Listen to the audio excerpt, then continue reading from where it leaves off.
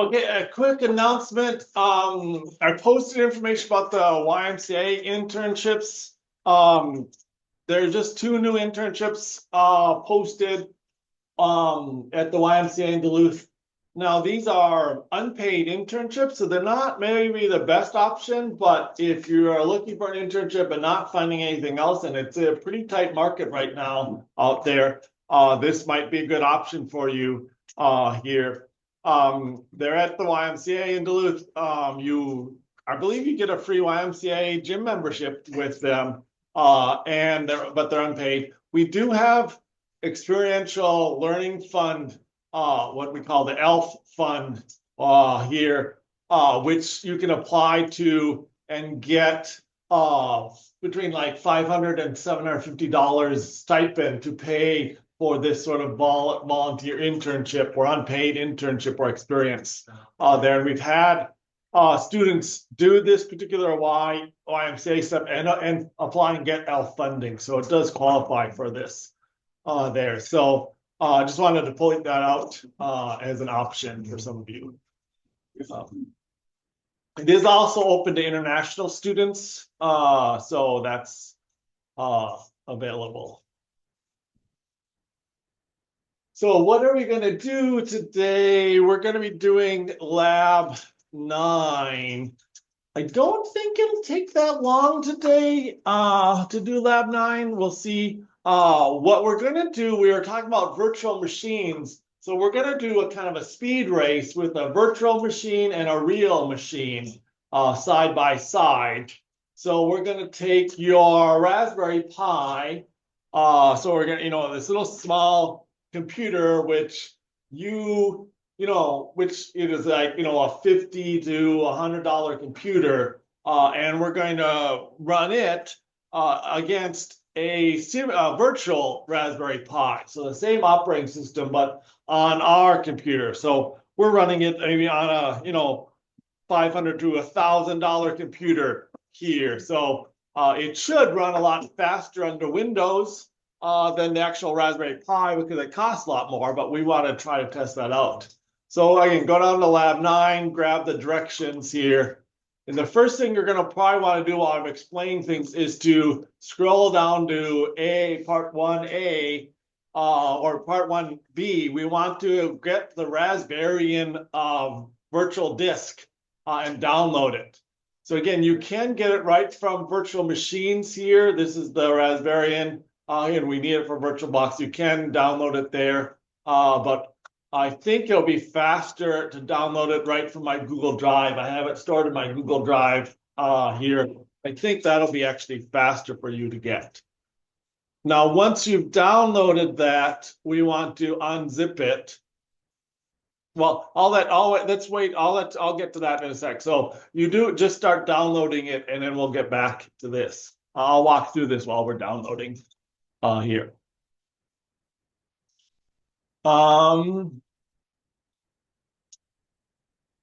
So again, what is Raspberry? So Raspberry is, or Raspbian, I guess you might want to pronounce it, is a version of Linux, which is the version of Unix, designed for these Raspberry Pis.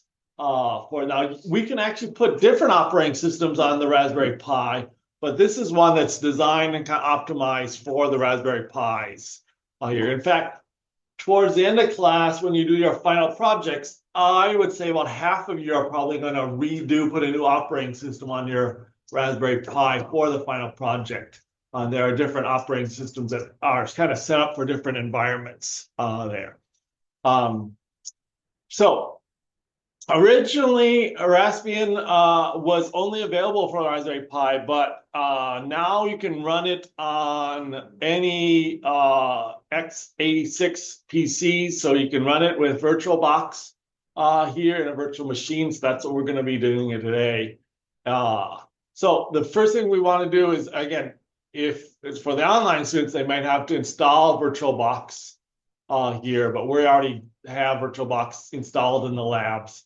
So then we want to get the Raspberry image here and download it. So you've probably been doing that. Once it's downloaded, it comes as a 7-zip file, just like our other image did. So let's go look at that.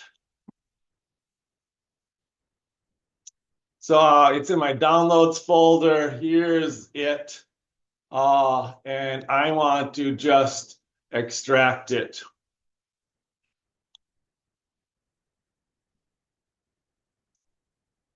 Here. And again, it will take a little time to extract, so I'll just leave that kind of running over here.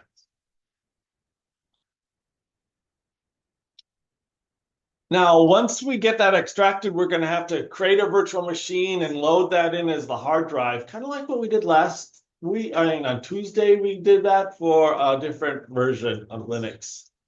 And then once we get that running, what we want to have is these running side by side here. So again, you're welcome to work with a partner in the lab, one running Raspberry Pi and running Windows with a virtual Raspberry Pi for this. What I'm doing, and again, and this is certainly what online or other, any students can do, is I'm running VNC. So I just have my Raspberry Pi plugged in, and it's what's called headless. It has no keyboard, no mouse. It has no screen. Nothing's attached to it. It's just running there. And I know the network address. I've carefully written it on a piece of paper. Unfortunately, in labs, these addresses change every 2 weeks. But I don't know if you noticed at the beginning of class, I put it on the screen because I had to put a screen on it and a mouse so I could see the what IP address it was. But then once I have that now, I don't need that anymore. So I'm just running, and again, in here, I'm just running, we've used this to go real VNC. So if I just look for VNC, that's the view. There's other ways to connect, again, we've met, but I just am used to real VNC here. So I'm running it in a window. And so this is I have to just remember, this is the real Raspberry Pi. And we'll start up the virtual Raspberry Pi too. And then we're going to run some tests on these side by side. So, okay, let's see how. I think I talked long enough. So my download has been uncompressed. I have a folder now for OS Boxes Raspberry and 32-bit, and inside there's my virtual disk image. So now I'm ready to go with the lab. So for part 2, we're going to create and run this virtual machine. And it's basically the same thing we did on Tuesday. We're going to run VirtualBox. So Oracle's VirtualBox should be here installed. So I'm going to run VirtualBox down there. Okay, let's see. I'm just going to move things around the screen a little bit. Okay, so I've got this. No, it still remembers the VirtualBox I installed on Tuesday. So that's still here. It is not running, but it's still here. I'm going to create a new, I'm going to hit add. I'm sorry, I'm going to hit new to create a new VirtualBox. Give it some name. Thursday Raspberry Pi. You can leave the folder alone. We don't have all this stuff. You can basically the ISO image. Now the type is going to be Linux here. And now you can look for Raspbian here. I don't see it at all. And this is going to be a 32-bit Linux. So I'm actually just going to go back down to the very bottom where it says other Linux 32-bit. Okay, so gave it a name, switched to the type to Linux, and the version will be other Linux 32-bit. I'm going to hit next. Let's see if I'm following my own instructions here. Yeah, okay, so we're still, give it. Oh, in the instructions, I selected Debian 32-bit. Maybe I'll do that. It really doesn't matter, but I better just follow my instructions. There's a Debian 32-bit. Again, there are different flavors of Unix, and most of them are based, on a previous flavor. So Raspbian is based on this Debian Linux. So I'm going to do that. Then I'm going to go next. Memory. Now, if you want to do an actual comparison, you could set the memory and the processor to match your Raspberry Pi here. So I don't know if you remember what yours is. I've got a Raspberry Pi 5 here. It has a single process. I think all of these have single processors, but you can get Raspberry Pis in 1 gig, 2 gig, 4 gig, and 8 gig, depending on what versions of it. So mine is at again 2048. So that's megabytes, which is 2 gigabytes. So mine's at 2 gig. I actually think my computer is running at 4 gigs. I'm actually going to move that up to 4 gig here. Again, it's not really a big deal if you don't do that. I'm just want to do a realistic test on this. So then we're going to hit next. And then the hard drive, this is where we have to find our hard drive. And this is where the pictures come in here. We want to do use an existing hard drive, and we're going to find one. So I'm going to open this up. I'm going to hit add. And I'm going to go to my downloads folder, find the folder with Raspberry in it. And inside 32-bit will be that file. Hit OK. It'll link it up here. It should be highlighted. I'm going to hit choose.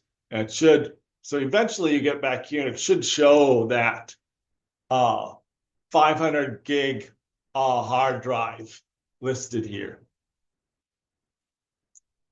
So again, virtual hard drive, click the middle one, make sure you hit this, hit add, find it in your downloads folder, select it, and then say, okay, and then we're good to go next here. So here's our whole layout, and then we're gonna hit finish. And now we have 2 of these ones. So again, the Linux Lite in class, that's from Tuesday, and the Thursday Rasp, whatever you called it, will be a new one. And again, they're both say powered off. So we're going to start this up. So I'm going to click on the Raspberry I just did and hit start, and it should boot it up in a window.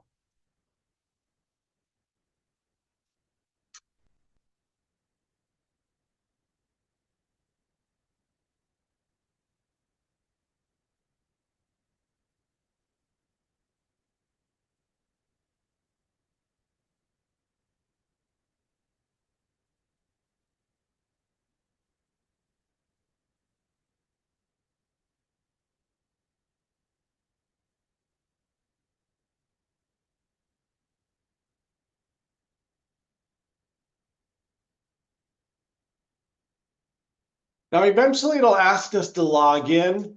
And again, there's one built-in user on these virtual machines. OS Boxes is the user, and osboxes.org is the password. So once I get to that point, I should log in. Once I get that, I want you want to submit a screenshot of Raspberry running in a virtual window here. So it's still booting up here. So we'll let that boot.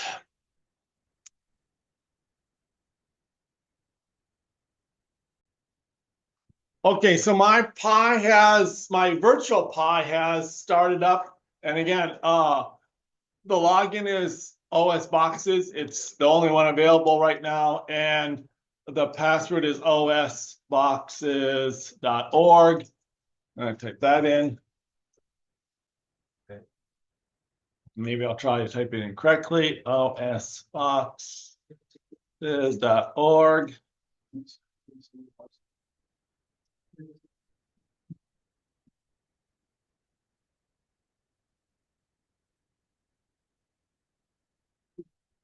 There.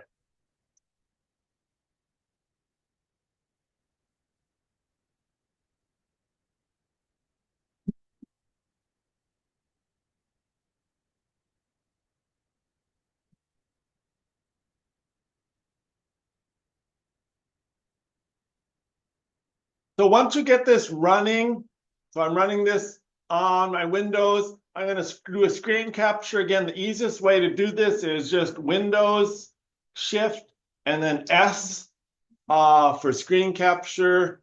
Make sure you're not in the virtual machine. Your mouse isn't being captured. So click somewhere in Windows and then do Windows Shift S.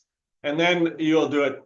Try to capture enough so I can see. I don't just need the screen. I want to see that it's kind of running in Windows here. So capture a little area around the screen if you can, so that we can see where it's running. And then just paste that into your lab. And then eventually what we want to be for the next step is we want to have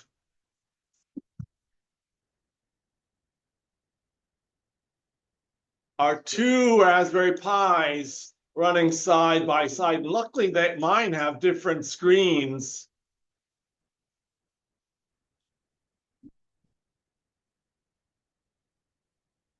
So this is what we want. We want two Raspberry Pis. One is running in a virtual box, and the other one is the real Raspberry Pi. And again, in the lab, you might have them on two different screens, right? One running Windows and running the virtual machine, and your partner's running it here.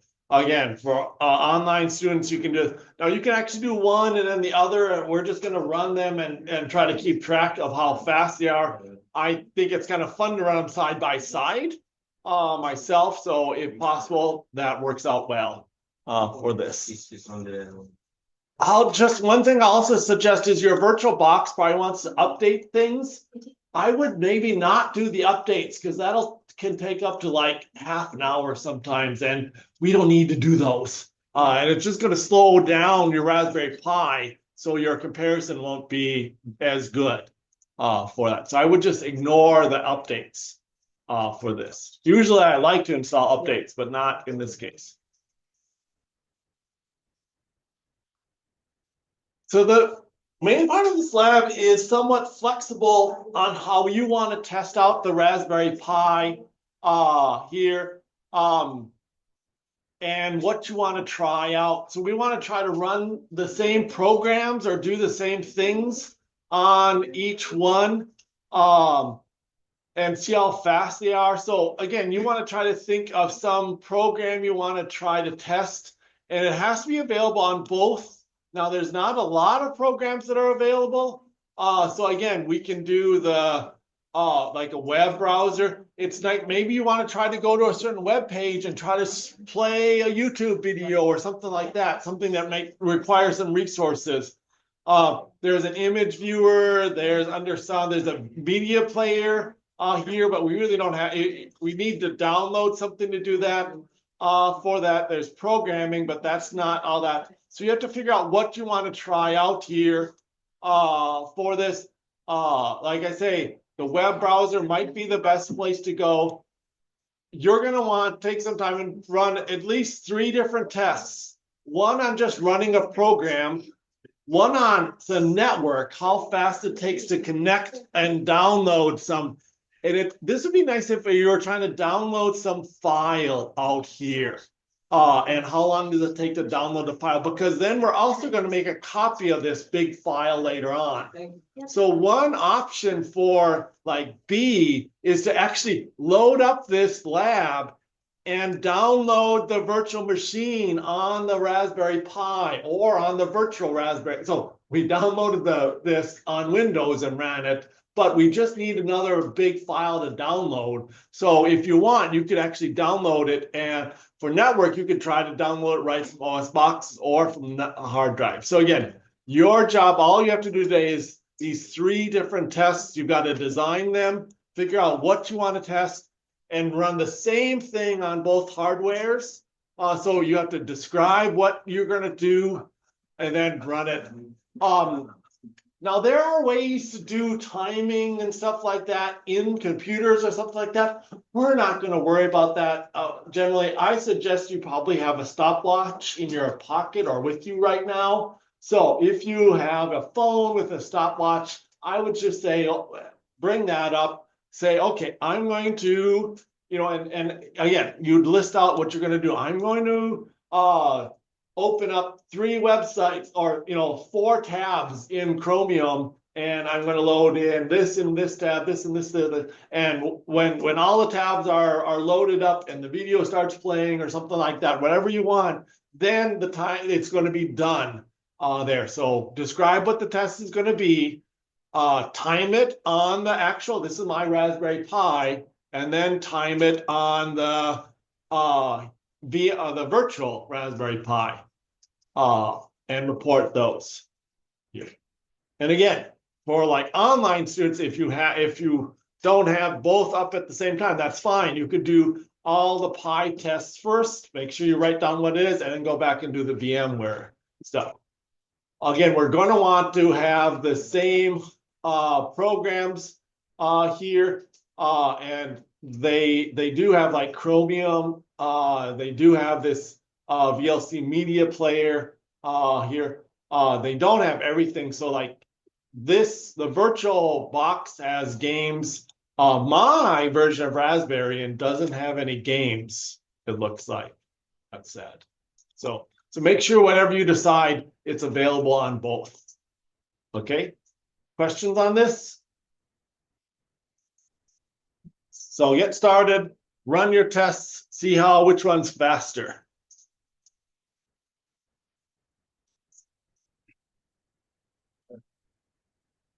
One quick thing, what we were just talking about is if you're doing a speed comparison using anything on the internet, you might want to make sure both machines are on the same kind of internet. So our Raspberry Pis might be running on Wi-Fi, and your computers are probably not. So you can, in the labs, you can take the Ethernet, unplug it from one of the Windows computers and plug it to your Raspberry Pi, and then they'll both be on the same thing. And same with users at home, students at home, if you're running it, if your laptop and your Pi are both on Wi-Fi, that's fine. Or if they're not, so try to keep on the same network if you can for this. Open up the browser.